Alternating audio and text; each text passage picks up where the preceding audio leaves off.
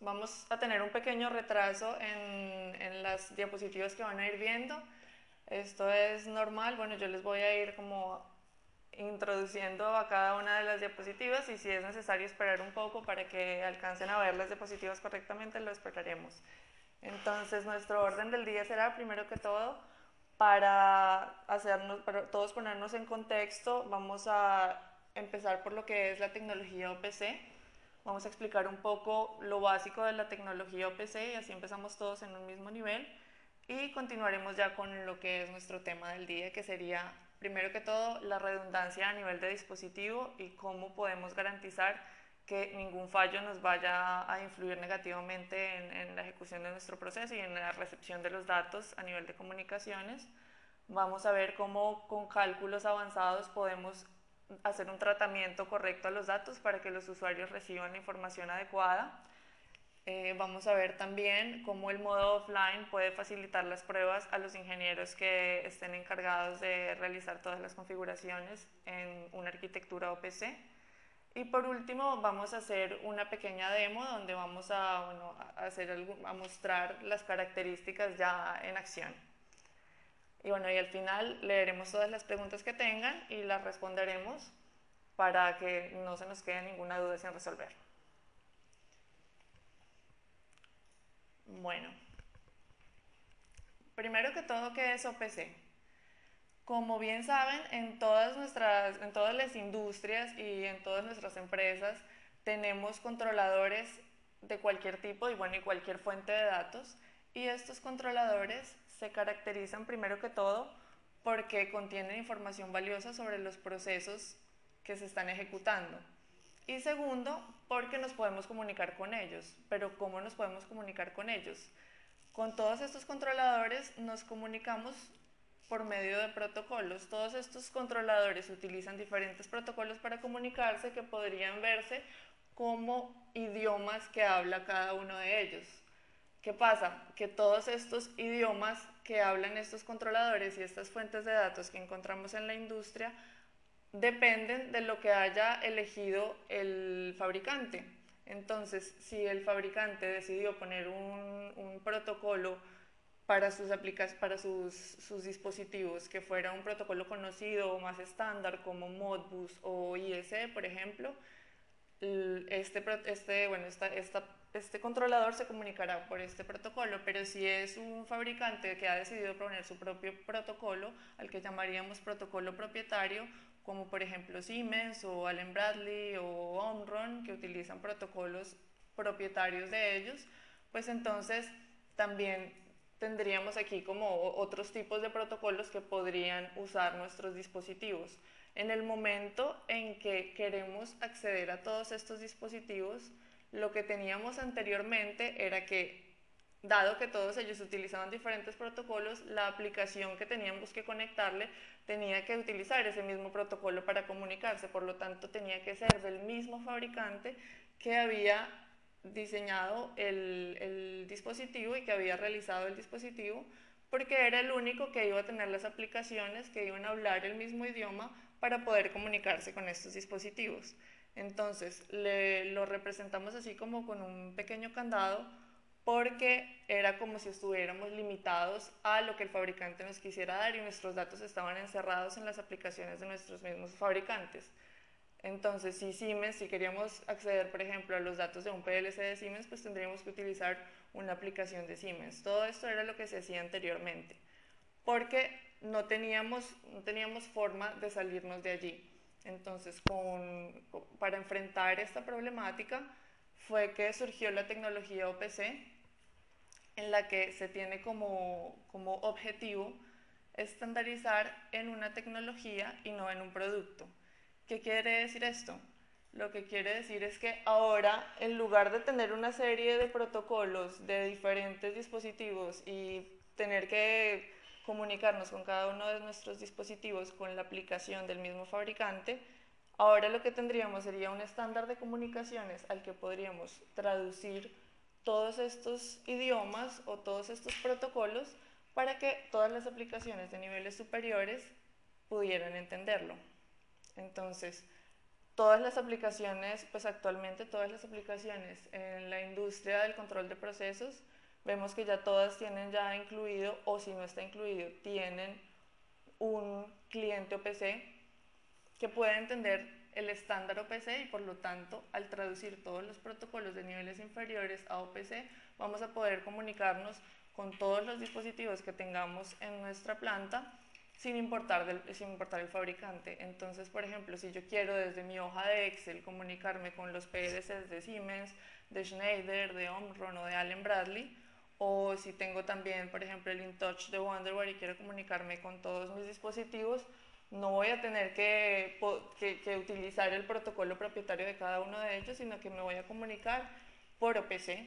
Por lo tanto, mis aplicaciones solo necesitarán un cliente OPC para poder comunicarse con todos ellos. Esto es, bueno, como lo básico de la filosofía de la tecnología OPC.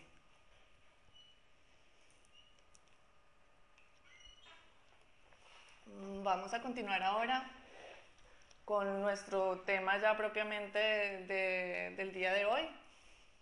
Y vamos a empezar por la redundancia. Entonces, primero que todo, para poder garantizar que nuestros datos lleguen a su destino, como lo dice nuestro tema del día de hoy, tenemos primero que todo que reducir las posibilidades de que algún fallo pueda afectar la correcta ejecución de nuestros procesos y la comunicación de todos estos datos. Entonces, es para esto que se implementa la redundancia y que vamos a hablar de redundancia en primera instancia en el día de hoy. ¿Qué sería? Bueno, primero que todo, ¿para qué se usa la redundancia? La redundancia existe para proteger, para proteger de cualquier riesgo que puedan correr nuestros trabajadores, sirve para reducir la posibilidad de que algún fallo pueda afectar nuestro proceso y pueda conducir a pérdidas de dinero, o por ejemplo que algún fallo en las comunicaciones o algún fallo en los controladores pueda conducir a pérdidas de información valiosa, información que debería ser historizada para posteriormente ser analizada y poder tomar decisiones con respecto a esto. Entonces, lo que nos interesa es reducir al máximo las pérdidas y reducir las posibilidades de cualquier posible fallo.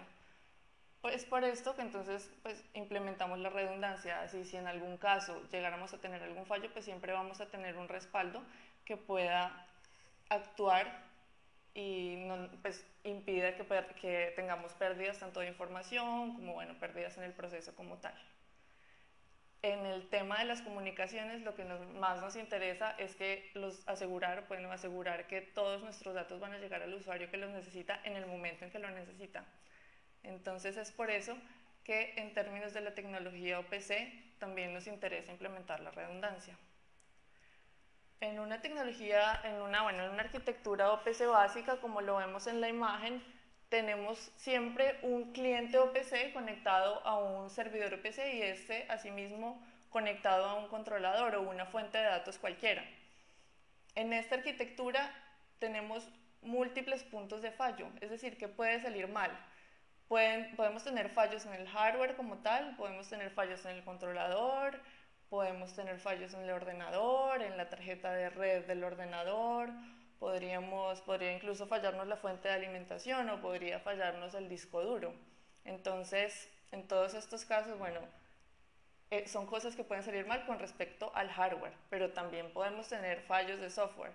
En este caso sería ya propiamente la aplicación que sería nuestro cliente PC, podría ser el sistema operativo, que sabemos que puede fallar, podría ser, por ejemplo, nuestro driver de comunicaciones, nuestro servidor OPC, por ejemplo, o podríamos tener, cualquier tipo de fallo ya propiamente en el software. Y por último, ya los fallos en las comunicaciones como tal, digamos que el cable se desconectó, el cable no está funcionando bien, o hubo un fallo en la red, una sobrecarga, hubo un exceso de tráfico en la red y esto nos bloquea las comunicaciones. Hay múltiples cosas que pueden salir mal, sobre todo en una arquitectura OPC como la que vemos en la imagen, que parece simple, pero en realidad tiene múltiples puntos de fallo. Entonces imagínense, en arquitecturas más complejas.